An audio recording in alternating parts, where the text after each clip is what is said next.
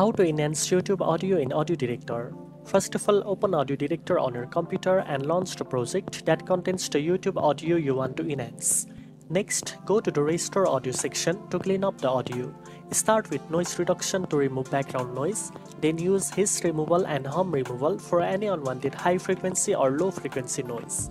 If your recording has sharp S sound or plosive, apply De-essing and Plosive Removal to make the audio smoother. After cleaning the audio, head to Edit Audio to enhance the sound. Use Speech Enhancement to improve vocal clarity, Equalizer to adjust the tonal balance, and Volume and Pan to balance the channels. You can also apply reverb or echo effects softly to add depth to your voice without overwhelming the viewer. Finally, always preview your audio to make sure it sounds professional and balanced. Once satisfied, click Apply and export the audio file in the format suitable for YouTube. Enhancing your audio will make your YouTube videos more engaging, clearer, and professional, helping retain viewers and improve watch time. Now you know how to enhance YouTube audio in AudioDirector. If you found this video helpful, don't forget to like, share, and subscribe for more editing tips. Thanks for watching, and I'll see you in the next one.